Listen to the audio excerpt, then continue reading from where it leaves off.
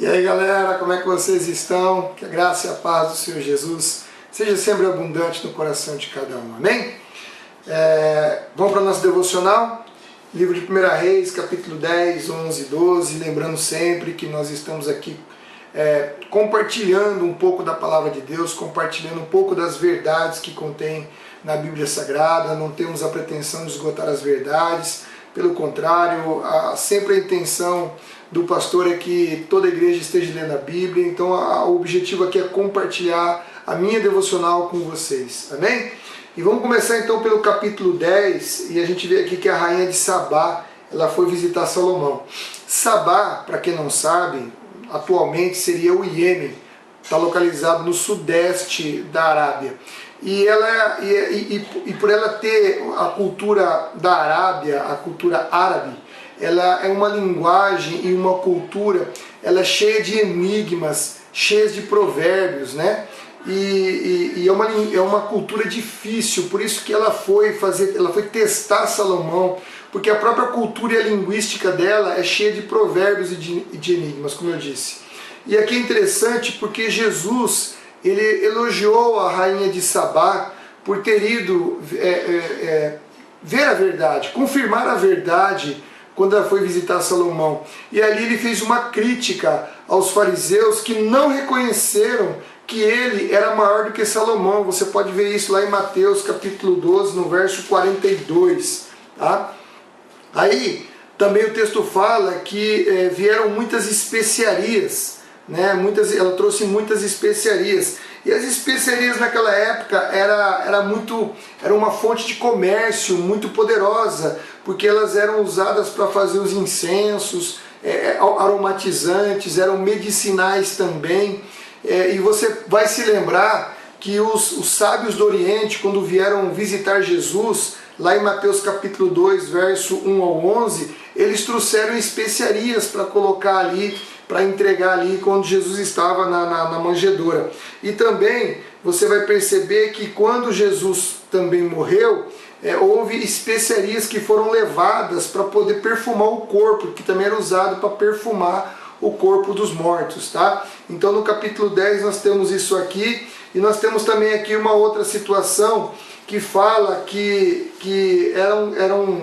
quando as viagens voltavam, né, as viagens dos navios de Salomão voltavam, lá no verso 22, traziam muito ouro, prata, marfim, macacos e pavões. Você pode perguntar por que macacos e pavões?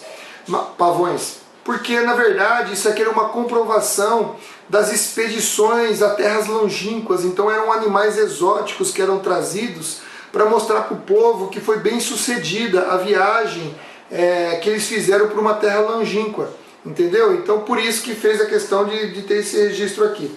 Bom, no capítulo 11 nós vimos aqui que Salomão, o Senhor não aprovou Salomão aqui, já começou aqui a decaída de Salomão, porque o Senhor havia instruído os israelitas claramente a não se casarem com as mulheres das nações, porque elas poderiam desviar o seu coração. E você pode ver que isso aqui, essa advertência estava lá em Êxodo 34, 12, e também Deuteronômio capítulo 7, acho que lá no verso 3 ou 4, bem no comecinho, Deus faz advertência para não fazer tratado e não se casar com aquelas mulheres de outras nações, porque elas iriam acabar corrompendo o coração. E também fala lá em Deuteronômio 17, o verso 16 e 17 do capítulo 17, você vai ver que Deus faz uma advertência que um rei não poderia ter muitos cavalos, aliás, não poderia ter cavalo, não poderia ter muitas mulheres e nem poderia angariar muito ouro para si.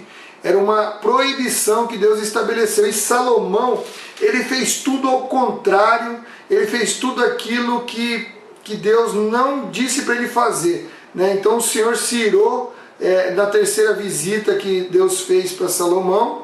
Ele se irou com ele, está lá no verso 9, o Senhor se irou com Salomão porque o coração dele tinha se desviado do Senhor. Deus havia advertido que ele deveria ficar fiel e ele acabou não ficando fiel. Então o que Deus fez? Deus acabou levantando adversários contra Salomão.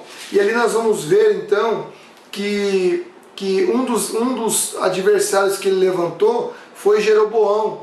Quando Aias, que era um profeta, aliás participava ali do governo de Salomão, se não me engano era um arquivista, ele também deu uma de profeta aqui, né? Deus falou através da boca dele, quando pegou a túnica dele e rasgou em 12 pedaços, dando 10 para Jeroboão, dizendo que Deus mandava o recado que iria dividir o reino, não agora, mas depois, para que ele pudesse ficar com 10 tribos e o filho de Salomão ficasse com apenas 2 tribos, né? E aqui nós percebemos, né, lá no verso 16, que o filho de Salomão, Deus falando que o filho de Salomão terá pelo menos uma tribo, na verdade ficou com 2, com Benjamim também, porque os descendentes do meu servo Davi continuem a brilhar como uma lâmpada. A intenção de Deus era que a descendência de Davi representasse a aliança que ele fez com Davi. E eles deveriam ser, na verdade, uma lâmpada que deveriam brilhar a graça de Deus, para que pudesse apontar para que Jesus, o descendente de Davi, que traria toda a misericórdia, toda a bondade, toda a graça de Deus para a humanidade toda. Então os descendentes de Davi deveriam ser essa geração de pessoas que iriam apontar para a graça de Deus, iriam ser lâmpadas para toda a humanidade. E infelizmente nós vamos ver que eles acabaram se equivocando, acabaram errando, e ali Roboão assumiu o reinado no capítulo 12, porque Salomão faleceu, e Roboão, quando assumiu, ele já foi ali arrogante, né? Mas tudo isso aqui fazia parte do plano de Deus.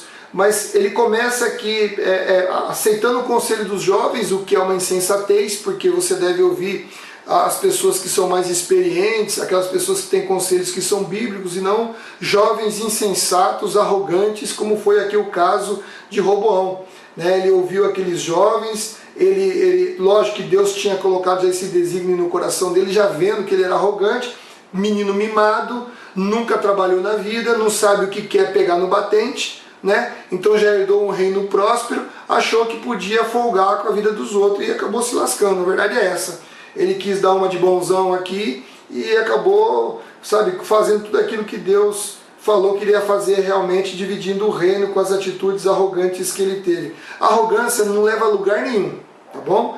A melhor coisa é você ser humilde, tanto que Jesus fala, bem-aventurados os humildes em espírito, porque o reino de Deus pertence a essas pessoas e não aos arrogantes. Deus resiste ao arrogante, tá? Lembre-se sempre disso. E o Roboão aqui também não é santo não, porque lá no final ele começa também a ser idólatra. Ele reinou por 17 anos, tá? Ele reinou por 17 anos, começou o reinado dele em 931,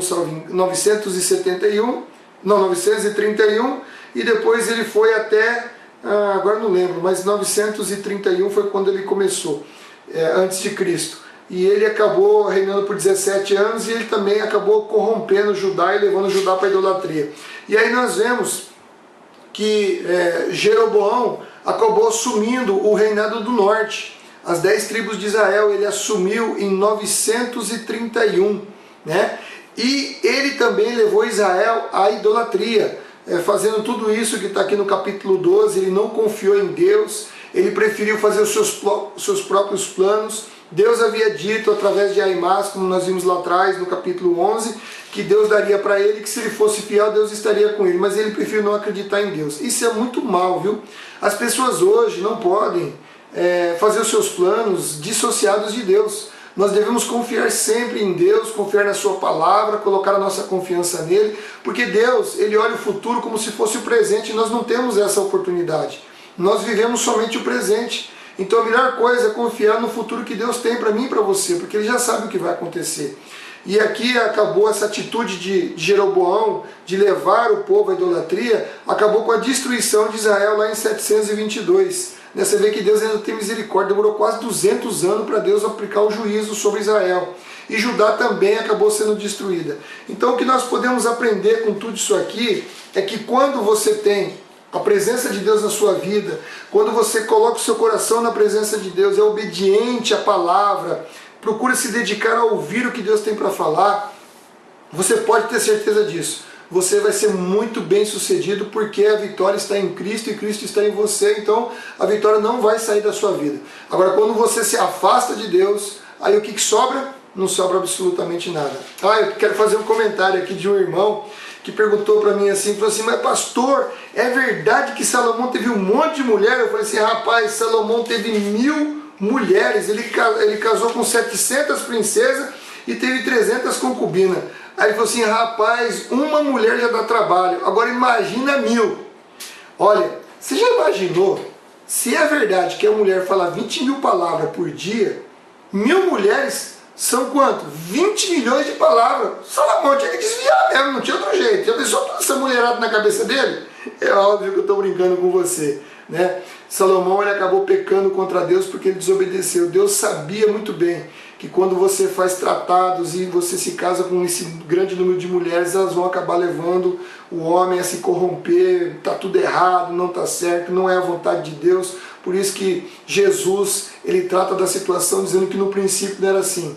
Deus diz, deixará o homem pai e mãe e se unirá à sua mulher, ou seja, um homem e uma mulher, e eles serão uma só carne. Então Deus permitiu muita coisa nessa época aqui, mas não significa que essa era a vontade perfeita de Deus. A vontade perfeita de Deus é que você abençoe sua esposa e que sua esposa abençoe você, e vocês unidos, uma só carne, abençoe sua família e seus filhos. Aproveite esses momentos de isolamento social em que você não pode sair para abençoar sua esposa. Esposa, abençoe seu marido. Vocês dois, abençoe seus filhos. Filhos, abençoe seus pais. Compartilhem da palavra de Deus. Compartilhem de tudo aquilo que Deus tem para vocês. Que a graça do Senhor Jesus esteja com cada um de vocês. Que essa devocional tenha sido proveitosa e que ela vai enriquecer cada vez mais a sua leitura, tá bom? Deus te abençoe com a graça e a paz do Senhor Jesus. Amém? Até mais. Tchau, tchau.